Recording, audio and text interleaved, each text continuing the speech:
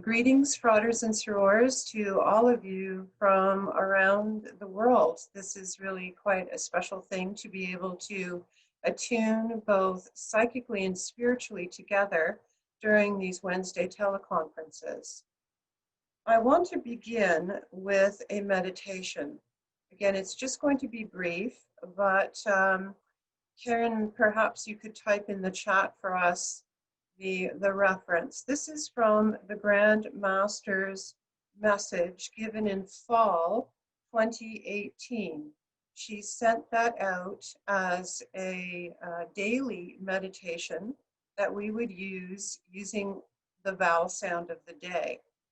Today is Wednesday and the vowel sound is A, but we are going to use Ra and Ma because we are going to be concentrating on the pituitary gland. And as you know, Ra and Ma are intoned on A natural.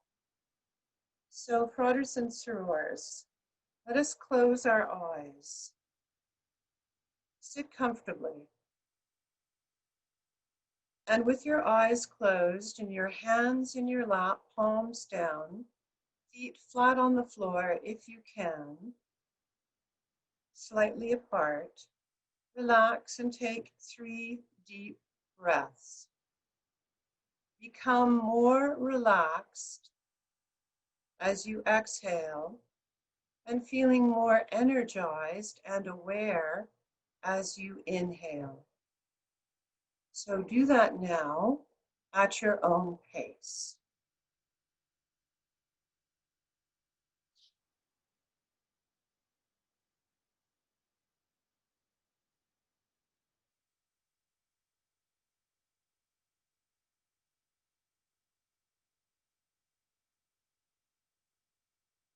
Now recite with me the Celestial Sanctum invocation given in Liber 777.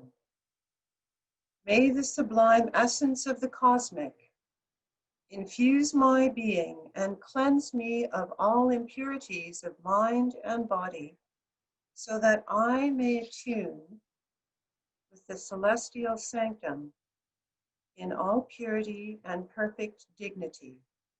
So mote it be.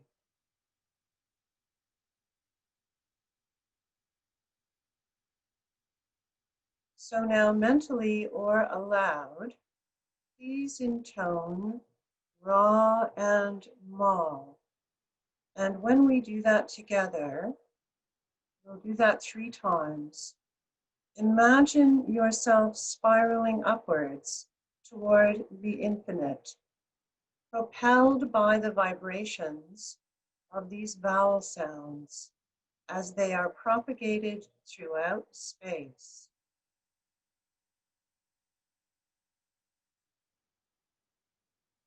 Ra, Ma, Ra,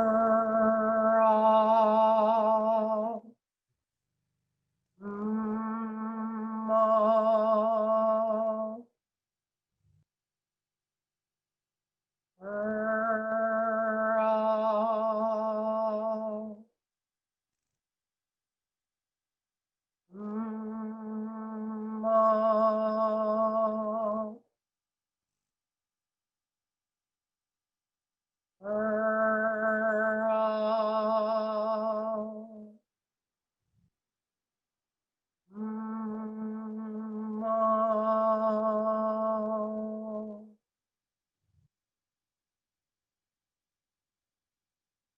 Feel yourself rising higher and higher. Now see yourself in an ocean of light, an ocean that is the cosmic consciousness. Feel yourself in this state of awareness pervading all space and time.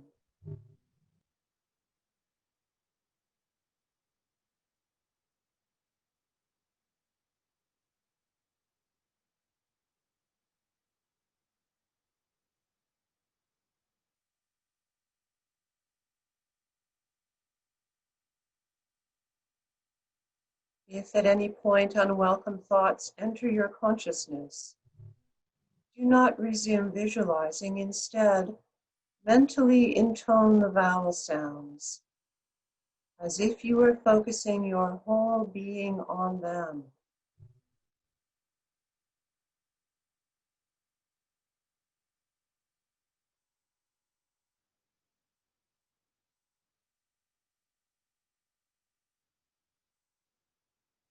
Feel the subtle force the vowel sounds transmit, permeating you and all of space-time.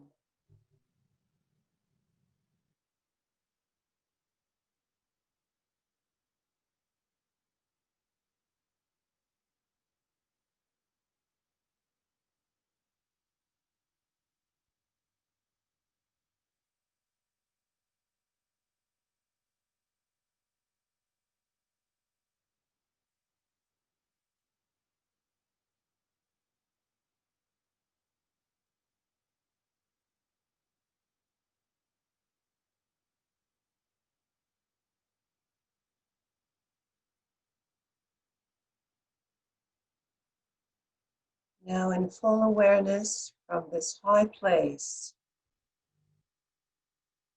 say with me mentally, may peace reign throughout earth and within every being.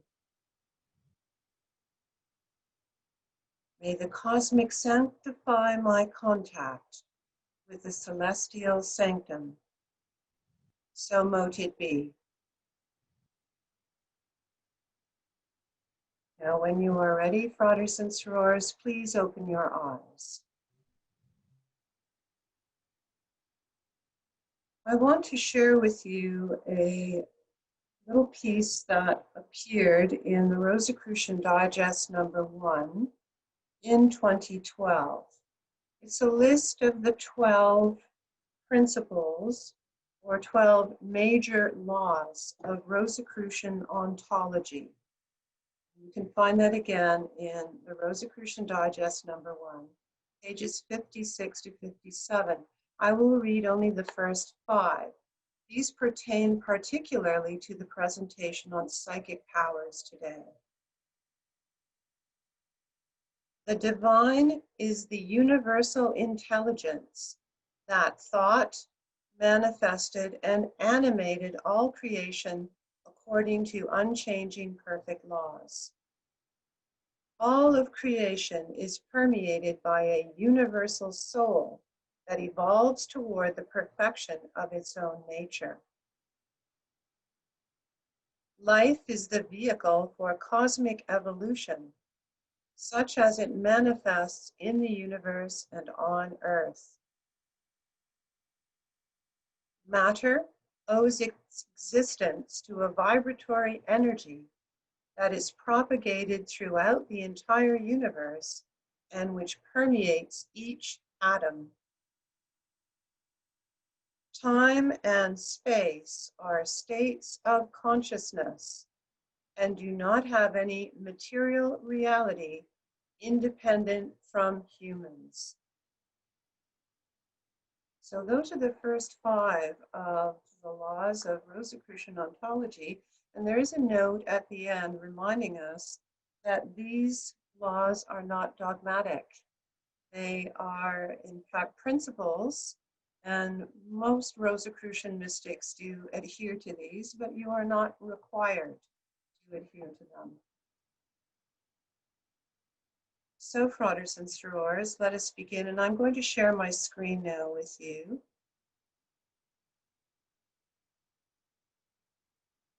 And hopefully you can see that. You might want to minimize the gallery view too, if you're having that at the left or the right-hand side of your screen. I always get the left and right mixed up. So if you're seeing them at the right hand, you can minimize those just because sometimes there will be an image or some words, and I don't want you to miss those. So I know many of you are joining us because you're interested in psychic powers. If you might recall that H. Spencer Lewis was drawn to finding the rose qua because he was very interested in psychic powers and read as much as he could about psychic abilities. As a young person and even as a child, he was gifted with experiencing many kinds of psychic impressions.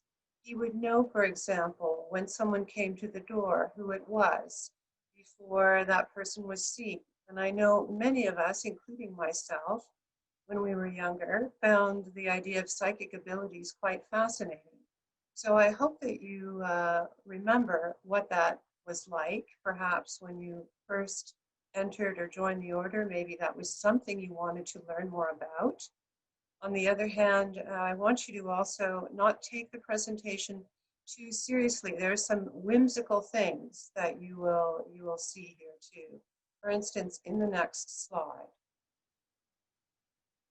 That's a decoration that I sometimes haul out at Halloween on my front porch. And you can see there's some dried leaves down there. It says somehow there's a fortune teller living here, and for $5, it's open now, and you can have your palm read, a crystal ball reading, tarot cards, etc. Now, I know that many of you are interested in tarot readings. I'm going to speak very briefly about divination. But first of all, we want to answer the question, what are psychic abilities? Secondly, we're also going to talk to you from a Rosicrucian perspective about enhancing innate powers. We'll have a very brief karma and psychic phenomena Q&A where I will ask the questions and also give you the answers. But not to worry, because at the end, there'll be time for you to discuss. As promised, I will speak a little bit about divination, although I took out some of the slides that I might have had because it would just be too long if I also talked about the tarot, crystals, and palmistry. So we're not going to do that today. We are going to, however, talk about mental telepathy and then charlatanism, because that was something that H. Spencer Lewis was also certainly interested in exposing. Conclusion, followed by an experiment in psychic awareness. And finally, you will have an opportunity to share your experiences.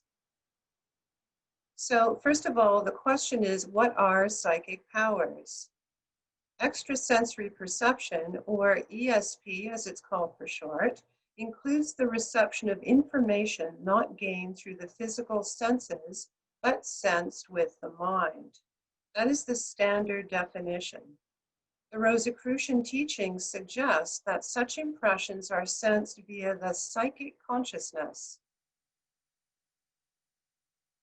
Psychic derives from the Greek psyche, meaning breath, associated with the soul or animating entity inhabiting the body. In modern psychology, psyche refers to the mind, where we generate thoughts. In Rosicrucian ontology, the nature of being, the breath contains the positive polarity of the vital life force, or cosmic essence. And I know the Grand Master has talked about this aspect of breath during our teleconferences, which is the essence of divinity that animates us. Psychic abilities are thus aspects of soul consciousness. And here in this beautiful painting of Psyche entering Cupid's garden by John William Waterhouse, you will see a representation both of the divine feminine, but also of Psyche as soul. And there's much symbolism in this image. You see that she's wearing a pink garment, which is often associated with love. She is about to cross a threshold, entering into another state of consciousness, the secret garden belonging to Cupid, who represents love here as well. And she's also holding a red rose in her left hand. So let us talk about psychic powers as manifestations of soul consciousness. They are both intuitive and kinetic, meaning that the subject is receptive and or the active initiator of a certain action. And I've divided these up into 3 lists here, but as you know, Many of these experiences are both. So we can talk about receptive experiences like precognition, seeing the future. Sometimes these manifest as simply feelings or premonitions. Clairvoyance, which means seeing objects, people, things, or places not seen by the physical senses. Clairaudience would be hearing sounds, voices, or even music. Although I want to draw a line here between what is truly psychic and what may be, in fact, due to drugs or mental illness or hallucinations. So, verification is a very important thing. Retrocognition is seeing the past, especially past events, possibly even apparitions, ghosts, or sightings. That is because, as explained in our teachings, places can retain the vibratory memory of experiences, particularly if they're invested or were at the time with some emotion. These play like a film, and they're not activated by you as the subject or necessarily by the event itself, but rather as a memory. And those who experience them are simply receptive, somehow tuning in to those vibrations. Under the column kinetic, we have telekinesis. And I know most all of you have heard or even tried spoon bending. We did such an experiment at our Pronaeus locally, and my daughter, who was a Colombe at the time, was very good at it. It was a really interesting experiment. And, it's something that you can also try. In our order, in our teachings, we do have certain experiments involving mind over matter, including moving a matchstick, for instance, on a bowl of water. Dermo-optical perception, that is visualizing during healing treatments. That may be even with contact healing, as we do in the 6th degree of our monographs.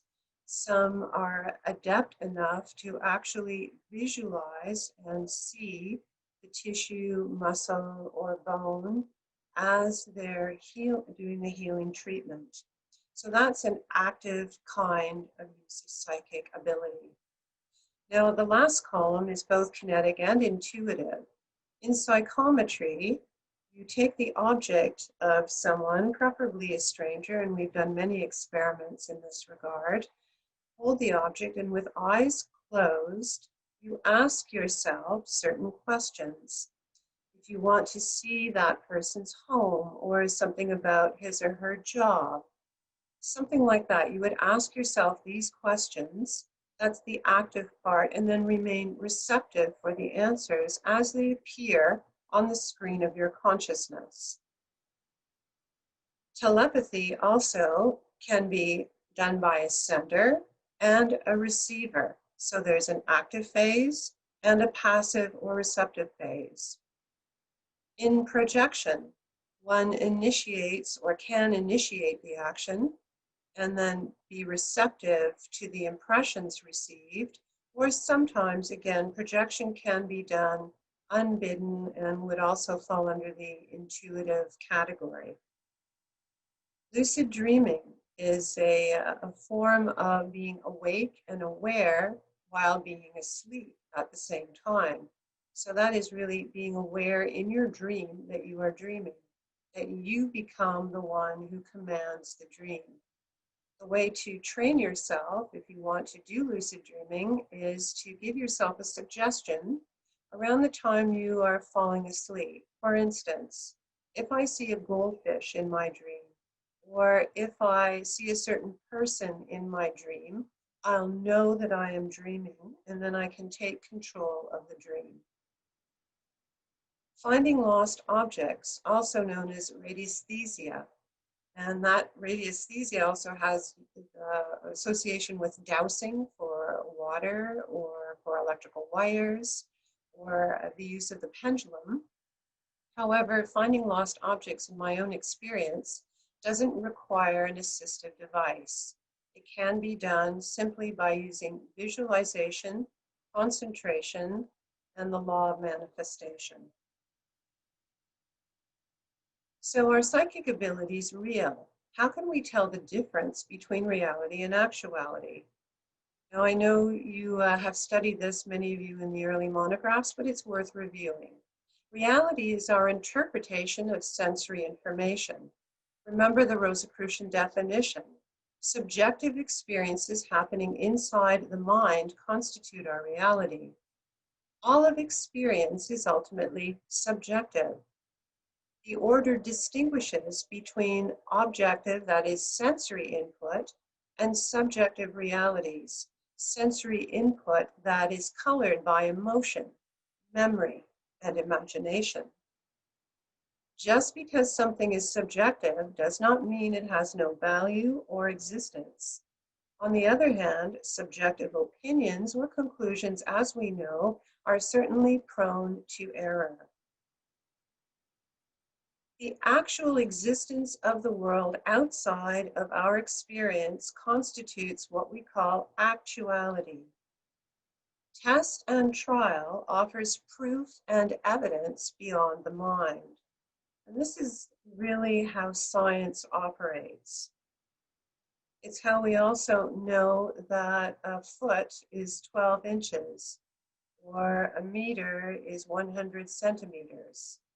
We have these sorts of standards of measurement that exist outside of our own internal way of interpreting things. For example, driving a car and seeing something actually there versus an hallucination, a mirage, or a misperception. I was waiting for a bus one day when I was a student, and there was a small car approaching in the distance, and the driver looked to me like the Maharishi Mahesh Yogi. And as the car got closer, I realized that was a misperception. It was someone else entirely. So, frauders and sorors, I know that we often have misperceptions, so we really need to, of course, avoid these and errors or irrational thought. And how do we do that? We ask for validation from both outside sources and the inner self, or the master within. So let's talk about the Rosicrucian perspective. Everyone has intuitive and psychic ability. Everyone, all of us do. Some perhaps are a little more talented in this realm than others, but all of us can enhance our intuitive and psychic abilities. First of all, it's important to silence the outer self or rational mind and listen to the still small voice or master within. Using Rosicrucian techniques like concentration, visualization, and meditation is mentioned, vowel sounds, and many others given in the monograph system or teachings. Practicing helps us perfect our abilities. For example, telling the time without looking at a clock, reading a letter, a voicemail, or a message without opening it, knowing who is calling or texting. You hear that little ping on your phone and you know who it's from, for instance. Just ask the inner self. This is perhaps one of the most important slides in this presentation. Psychic abilities are enhanced by spiritual development. We really want to ask ourselves, why do we want to enhance our psychic abilities? Really, it's a result of our own spiritual development. These two go hand in hand. Probably one of the most important things that you can do is working in aid of others. That means sending forth goodwill, healing, and compassion by meditating or entering the silence, as we call it, by using cosmic attunement, preferably daily. Offering sincere gratitude instead of complaining. Witnessing one's thoughts and applying the law of thought. Understanding the dictum that thoughts are things and they have consequences. Also being proactive versus reactive. For instance, love proactively by conscious design. Just before the teleconference started, my sister called me on my cell phone. She was quite upset about various things and wanted to share those emotions. And I felt myself becoming more and more tense as I listened to her. So instead of realize that, what I thought I might do, which would be helpful to her, is send her thoughts of love quite deliberately and calmly and silently to ease her heart. And I know, frauders and sorors, you do that as well. Practicing humility. Some of us wonder why, in the early neophyte studies, we are asked, in fact, an entire monograph is spent on this exercise about good listening and minimizing the I in conversation. It's very important to put others first and to also step back from harm by not contributing further to escalating events or emotions. It's okay to sympathize, but it's important not to increase the emotional overwroughtness of a situation.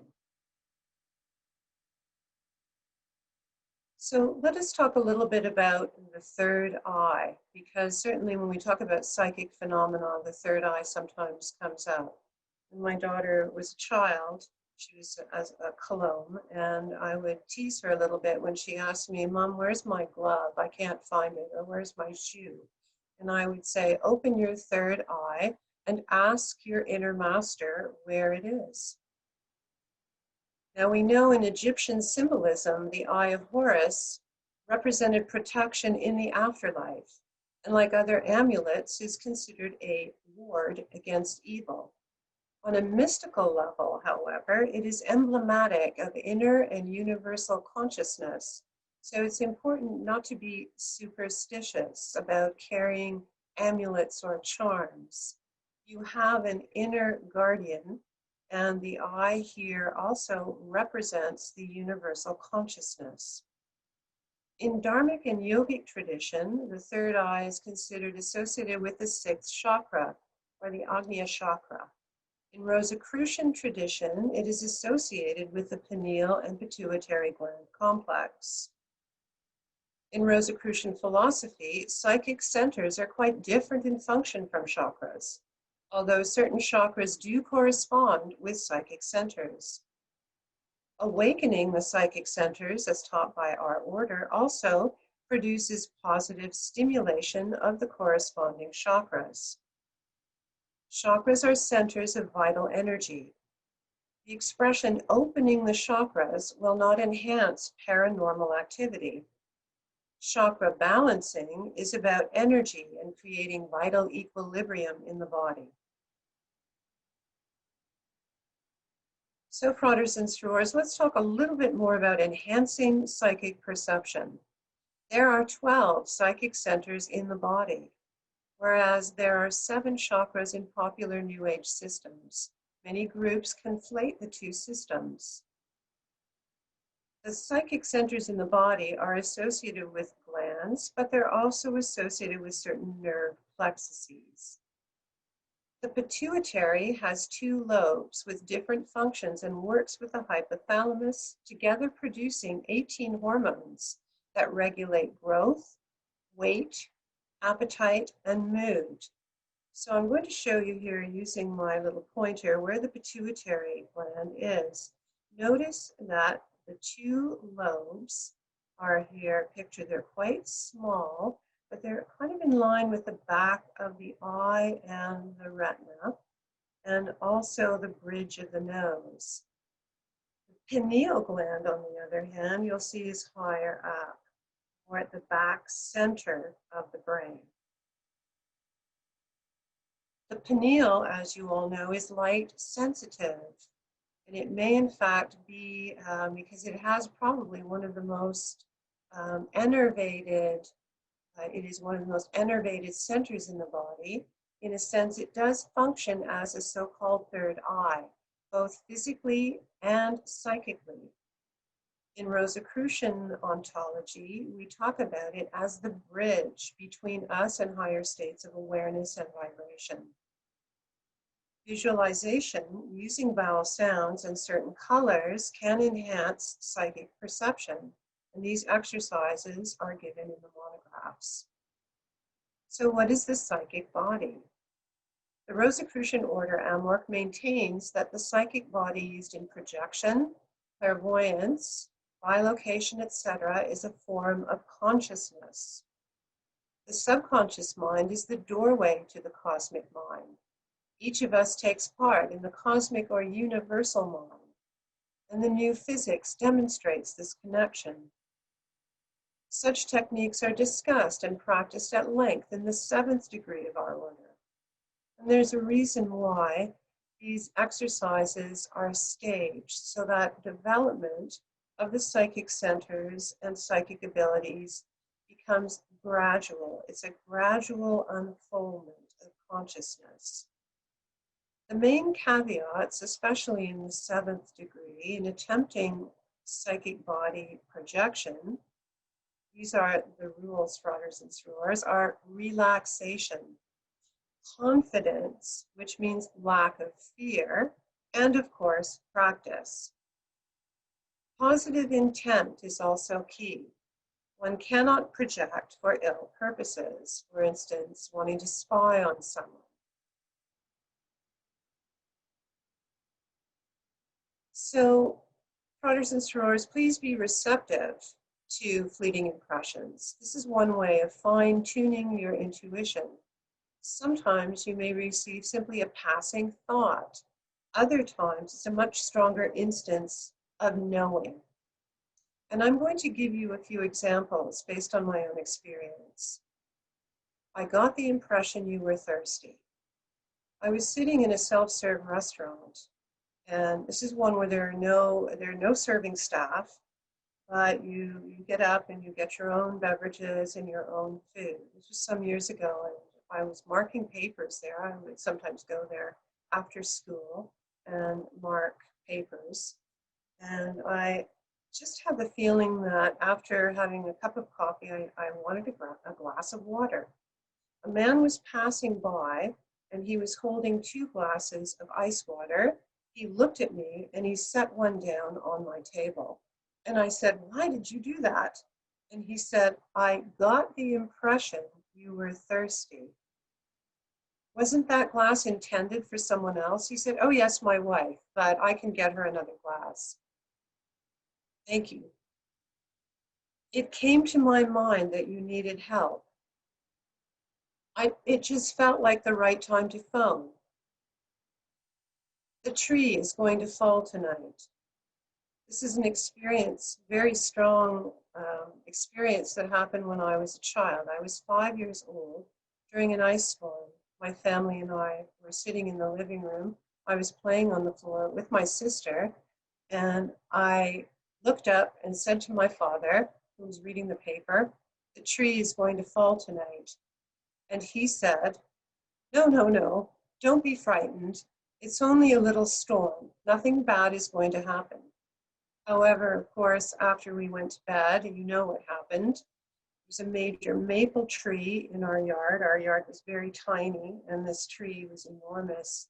It came down by the roots and fell across the street onto the house across the street, which is quite, I'm sure, terrifying for the people there, and knocked down power lines as well as telephone lines during the ice storm. So I know that you also, as a child, may have had similar kinds of experiences. As a teenager, my mother was late coming home. She was shopping in another city with her aunt, and I knew. I said to my father, "Mom was in an accident, but she's all right." And sure enough, that was exactly what had happened. A man had run a stop sign through an intersection and hit their car. No one was hurt, but I knew that that's what had occurred. Now, a little Q&A about karmic implications. Question: if I had a precognitive dream, vision, or intuition, did I cause the event to happen? No. Does using my innate psychic powers create bad karma?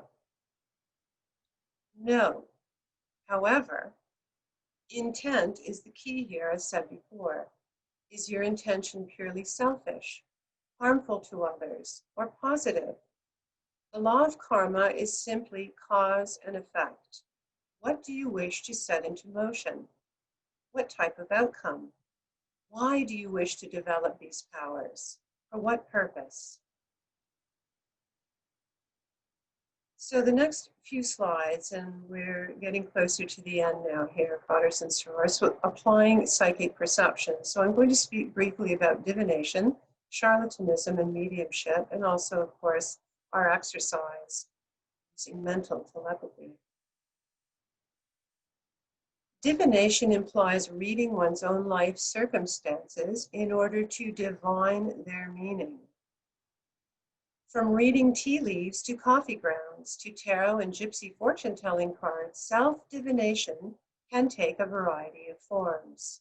I know my mother used that, what was quote-unquote called gypsy fortune-telling cards during the Second World War as she crossed Europe on foot to get away from soldiers and in order to barter for food.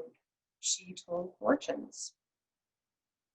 As you are likely aware, such techniques are assistive devices only. If you have some success at self-divination, the true guide is the inner self or master within. Synchronicity, also sometimes known as déjà vu, is a tool that we can use to interpret our life's experiences and our spiritual journey. It's one way of signaling to us, are we on track? So here's an example of tasseography, reading tea or coffee grounds. What do you see at the bottom of that cup? Does seeing a dog in your tea leaves mean that you will own a dog in the near future? Perhaps. Or maybe it's a wolf and you feel one might be at your door. The interpretation of one's impressions is the key factor. What do you desire? Remember the law of thought and what you set into motion. Be open and receptive, but also aware of your own imaginative tendencies. Shift your thinking and you shift your life. Remember, avoid superstition, fear, or overblown fantasies. I know many of you know the artist Hieronymus Bosch, but you may not be aware that he also painted this image of a man playing the old shell game with a crowd who are both entertained and credulous here. And you'll see various and interesting symbols represented in this painting as well. From French, Spanish, and Italian roots, the word charlatan refers to someone who claims knowledge or power in order to trick or deceive others, usually for money.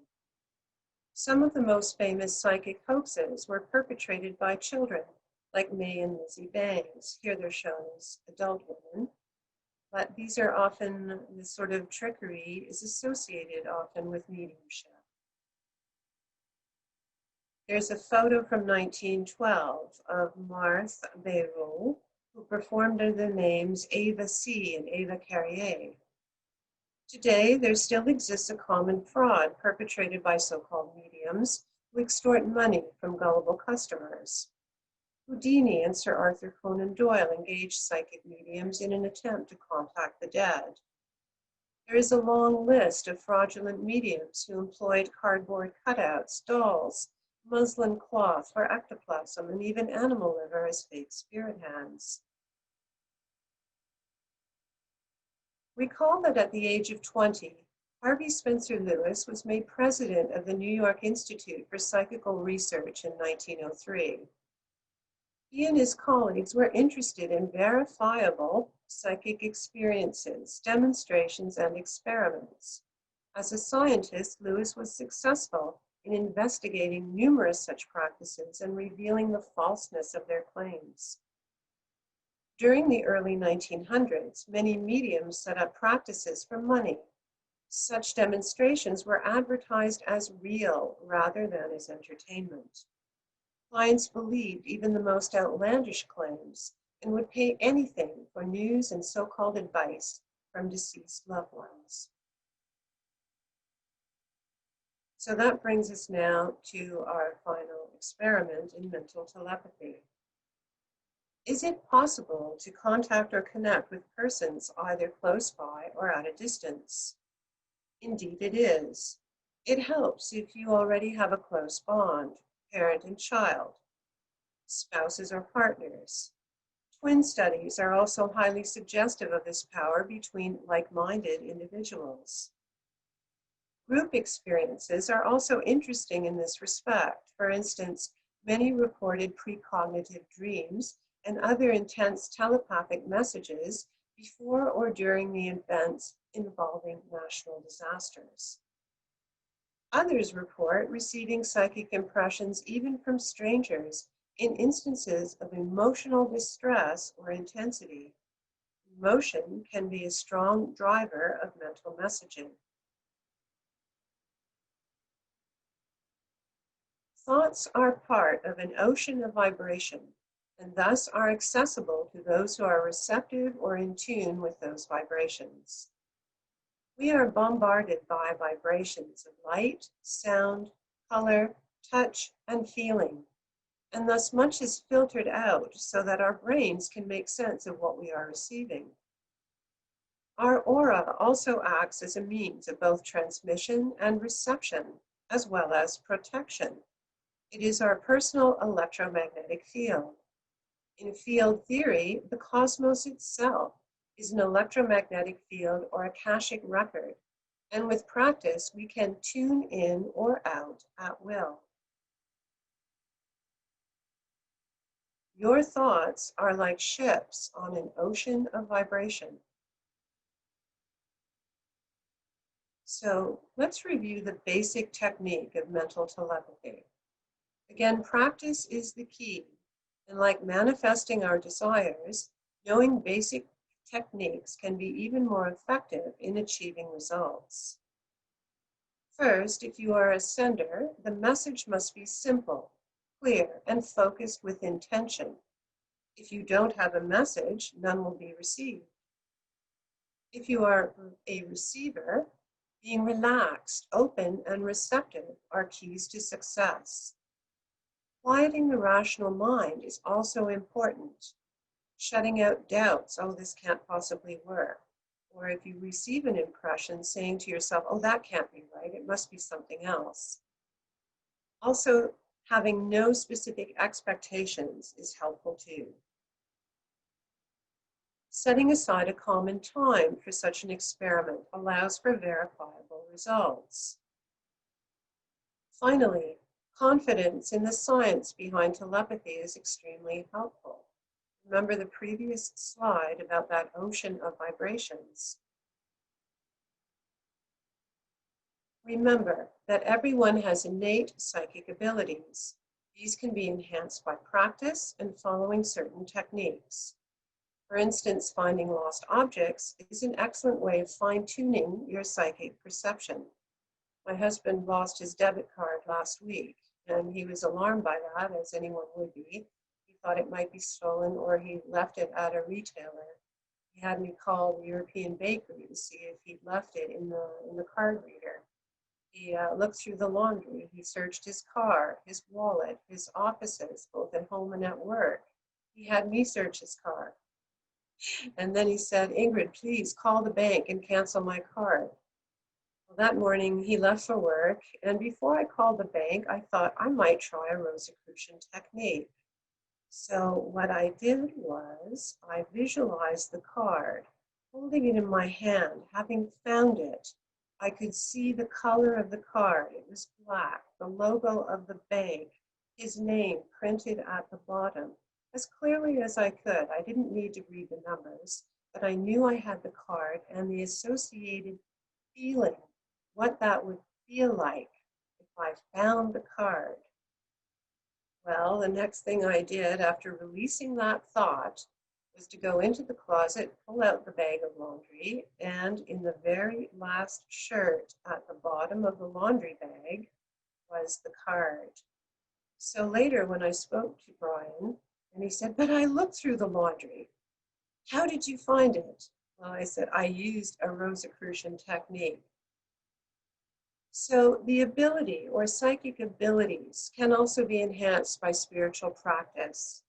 Remember meditation, but in particular, service work like sending spiritual aid, prayer, and gratitude. Both of these combined create a powerful vehicle for the law of attraction. Self-divination relies on contact with the master within ourselves, our own cosmic connection with universal soul. Beware of charlatans who claim abilities, especially when asking for money. They could be attempting to capitalize on the credulous. Regardless, rely on your own intuition and know that you are guided and protected by your own inner master or guardian. So, frauders and sorors, let us conclude with an exercise in mental telepathy. And after the exercise, we will open for a brief discussion and conclude the hour. So please sit relaxed. Again, feet flat on the floor with your hands palms down, unclasped in your lap. Or if you prefer, lie down if that is more comfortable. With your eyes closed, take 3 positive deep breaths, holding on full and releasing slowly through the nose. Do that at your own pace.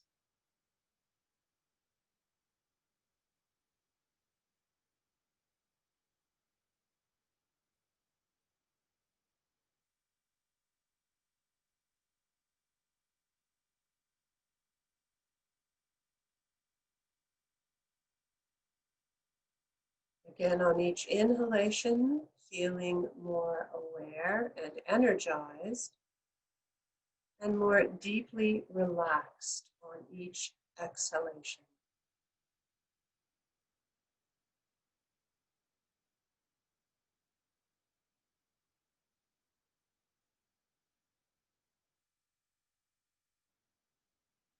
Once you finish the 3 deep breaths, just breathe normally. I am now sending you an image of something that I drew in pencil on a piece of paper a few weeks ago. So simply open yourself to the image. See it appear on the screen of your consciousness.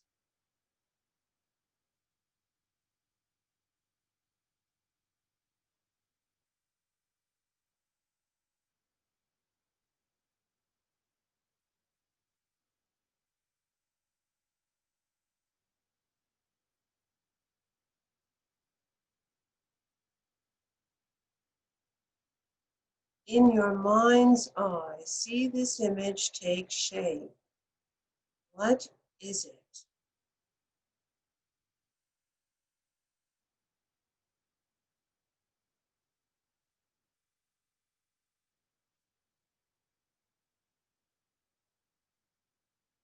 Now we will intone the vowel sound oo on E natural. This vowel is associated with both the pineal and the pituitary. If you are able, visualize the color blue-violet.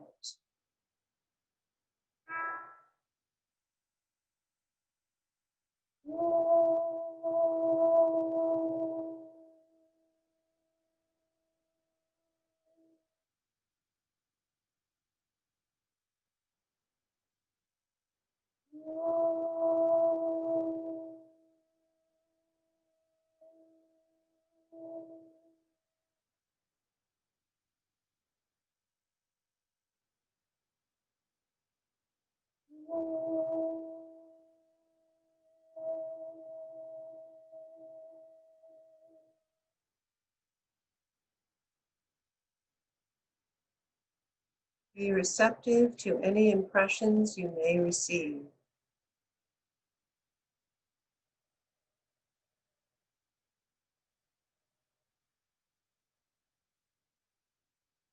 When you are ready, please record in the chat what you saw on the screen of your consciousness. You may now open your eyes.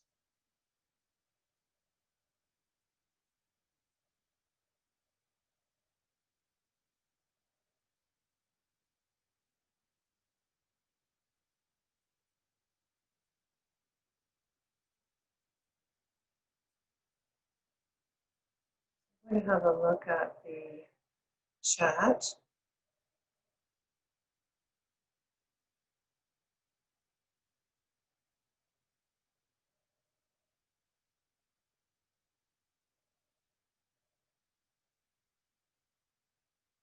Well, if you said a rose, you're wrong.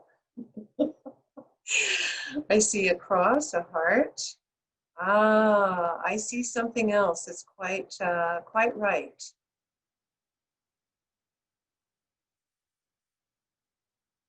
All right, frauders and sorors.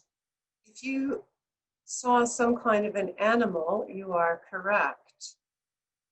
So I'm going to show you now the image, and we'll see what you think.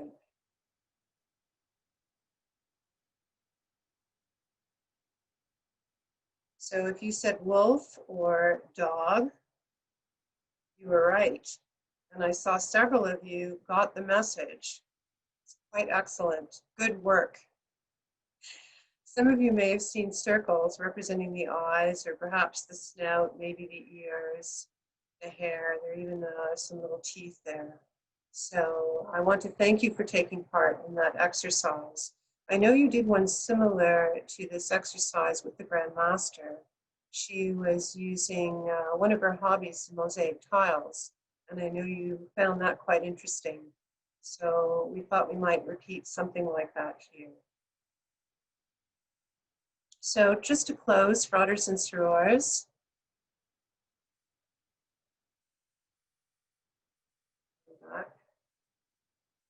we are all looking for answers, particularly about why certain experiences occur to us. The cosmic is constantly giving us messages that are meant to assist us in evolving our consciousness. Using your natural psychic abilities is just another way of increasing your knowledge and wisdom. Do not be afraid to use your intuition and natural abilities. Keep an open mind, work on inner development.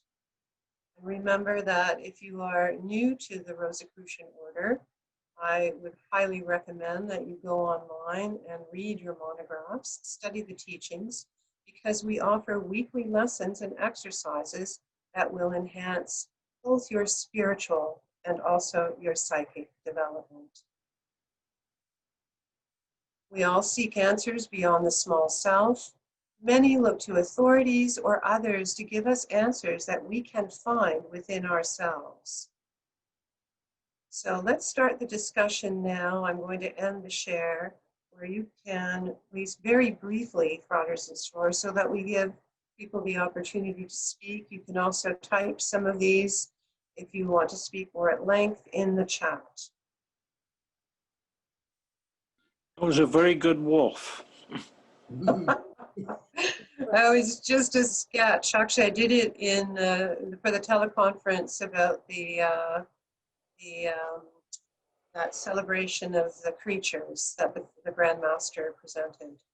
I saw Don Quixote with a lance up. It was two things pointing out like this. I couldn't understand what they were. Well, it was the wolf's ears. Thank you, Frauder. You're welcome. I just want to say those who were able to get it correct did a great job.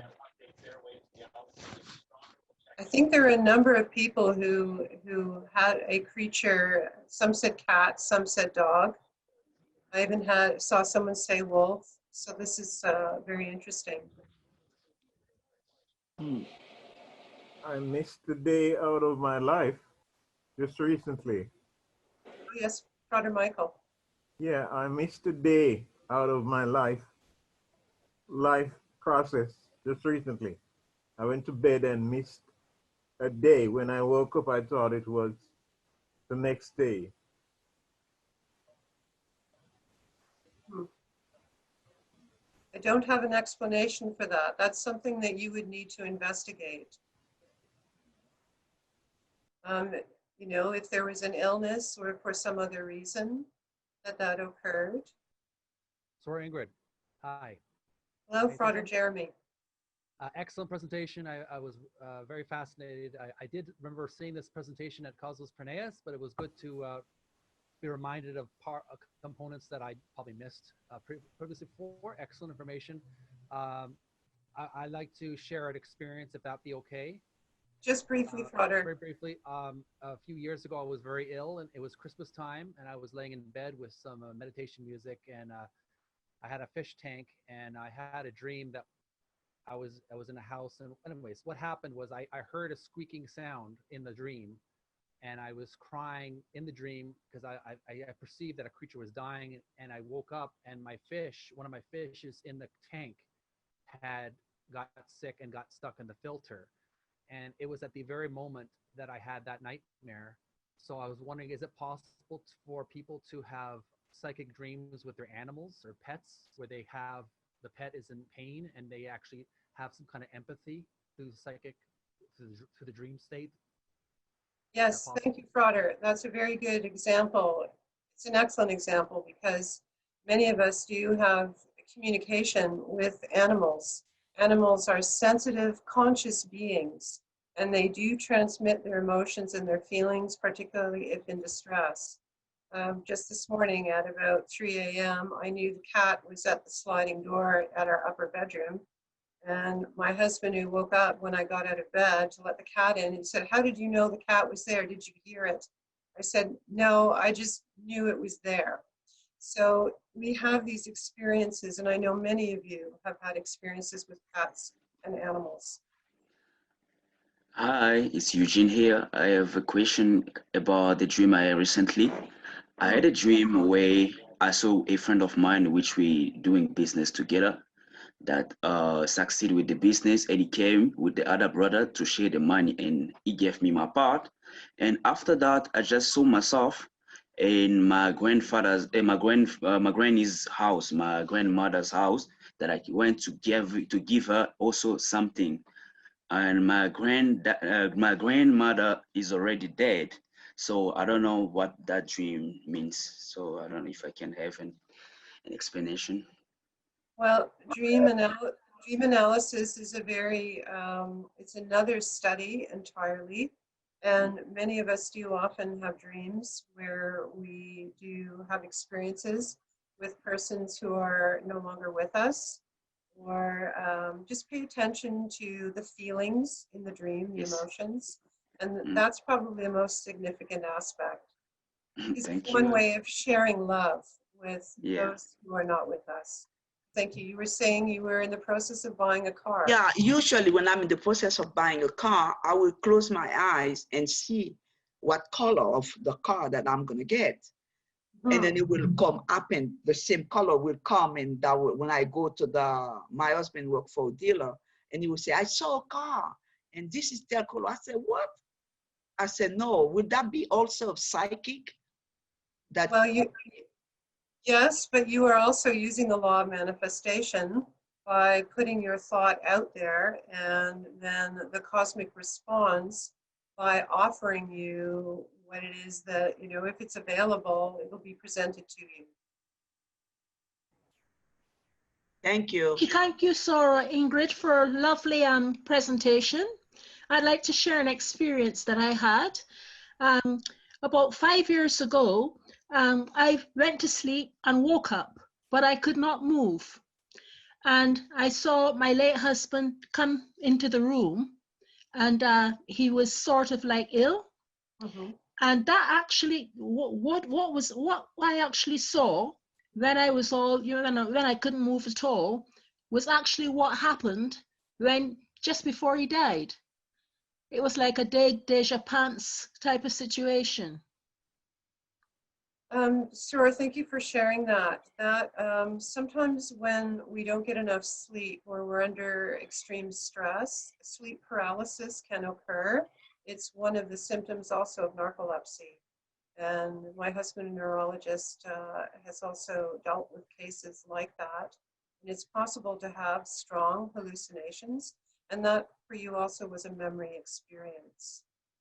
Now, that's not to say that people don't experience um, visitations, especially around the time of transition.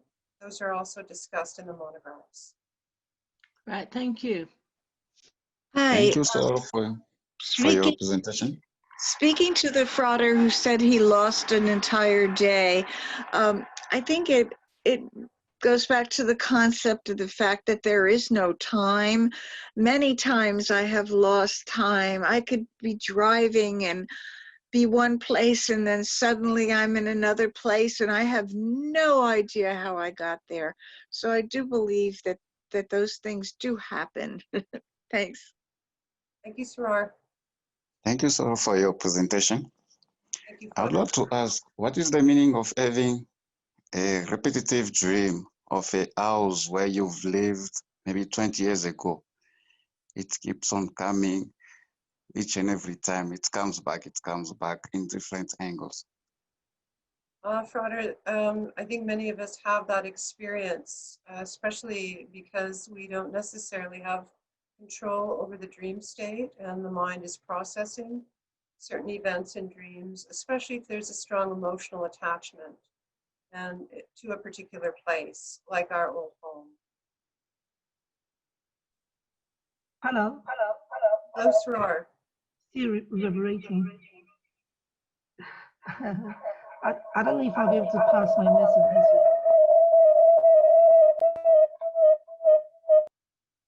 Sarar, I'm sorry, whatever your device you're using is causing some interference. I would like to share, please, what Yes. happens when we don't pay attention to the intuition. This is a Thank you, Sarar. Good point. Thank you. This is a personal experience. Through my workplace, I had earned with the team a boat cruise in the Toronto Harbor. And while on that cruise, I was just sitting, relaxing, and went into like a daydream state. And I saw the captain of the ship go overboard and drown. Then I heard somebody calling my name, physical person, and snap me out of it and say, come on, Doreen, join the party. And I did. 2 weeks later, we got word that the captain jumped off the ship to save a drunken passenger, and he drowned. Had I been in my proper cognitive state to realize that I needed to say something to the captain, that may have been avoided. He may have taken other precautions to stay safe when going over. So I wanted to share that because things like this can happen when we don't pay attention and we don't remind ourselves that we have a responsibility to share this in a good way with other people. Oh, thank you, Sarar Doreen. I know that's a very emotional thing, that tragedy, but please don't blame yourself. Please don't do that, because the question earlier about when we have precognitive events, there may be other reasons that we're given that information. My announcing to my father the tree is going to fall, and then it falls on the house across the street and, breaks windows and frightens the family there. They could have been warned, but it's just often not possible. And that information is also given to you because psychic abilities are part of who we are. The universe is giving us information. I know it's important to act on these impressions, but sometimes it wouldn't have mattered whether you had warned him or not, I suspect. Good point. Thank so you. Please don't blame yourself. Oh, I don't. I used it as a life lesson, as a learning curve to be more aware and to share, to remember to share what I receive. Right. Thank you, Sarar. Ingrid, can you guys hear me? Hello? Can you guys hear me? Roger, I'm sorry, I can't hear you. Oh, can you hear me now? No? Yes. Oh, okay. Yeah, just want to say thank you. Is there anything we can learn from using like drugs for psychic abilities. Like when using like LSD, I've noticed with friends, like it really enhances your psychic projection. In the Rosicrucian like teachings, should we dismiss it entirely? Is it considered like cheating? Is there something to learn there? Or is there any value to like these experiences that definitely heighten psychic abilities, but we don't know how to work with or classify in a mindful way? Frauder, are you a frauder of the order? Are you studying the teachings? Yes. Yeah, okay. You may already know then that we do not recommend drug-induced hallucinations. It's one of the reasons why the monograph system is a slow process. It's there are damaging effects that can occur, particularly with LSD. So I would not recommend using it. And the order does not recommend that. So that's the official statement, Frauder, and I do hope you take that to heart. Thank you. Yeah. I could say a little bit more based on the experiences of others that I've known, also on the writings of Aldous Huxley. Oh, yes. Yes, yeah, you could read him, his discussion. It's the introduction to A Brave New World. I would point you to that if you wanted to read a little bit more about that. But it is a dangerous practice, and I certainly would not recommend it. Got it. Noted. Thank you so much. Okay, thank you. May I just share with the frauder that spoke that there's an old teaching, and it goes, grow slow like an oak and not fast like a mushroom. Right. Thank you, Doreen. That's great. All right, frauders and sorors, we'll have time for one more and then we should close. Soror Ingrid. Oh, Jeremy, you've already spoken. I want to give someone else a chance. Okay, and we know each other, so you can always email me. Thank you. Hello, Soror Ingrid. For your presentation today, I actually just had a question, and I saw somebody post it much earlier in your presentation, and the question was, I wanted to reiterate it because I think it might be worth sometimes when we're navigating understanding our psychic abilities and what we're receiving, and then also we are potentially very creative, or we're potentially very bright in certain areas. I know quite a few people that are very skilled in a lot of areas, and they can create things and they can, do various things with their mind already. And so when I saw the question in the chat, it sort of probed me to want to ask it again on behalf of the person that asked it, and then also on behalf of myself.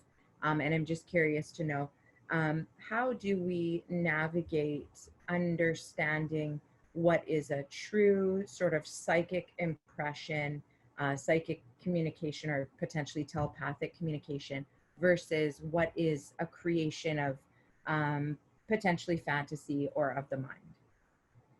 That's probably one of the most difficult questions, and that's something that as I said in the slideshow, we look for external verification. For instance, when I made that announcement about the tree falling, a tree really did fall, and so there's verification there. Or the accident that my mother had been in. It's hard, though, when you are in a relationship, for instance, or you're trying to form a relationship with someone and you make assumptions about what they might be thinking or feeling. We have to be very careful in that regard. And that's why communication and good listening skills are important. And test and trial and experiment are very important, and try to be a scientist about that. Sometimes things are just misperceptions or hallucinations or wish fulfillment fantasy. And we need to really search our own selves to understand what the difference is between those things. I'm probably not answering that well enough, but that's okay. So frauders and sorors, we're going to open the mics and say farewell and peace profound to each other. And I want to thank you again for being here today and participating in this presentation. I know you're always thinking and have really excellent questions and observations. I want to thank you again for being here.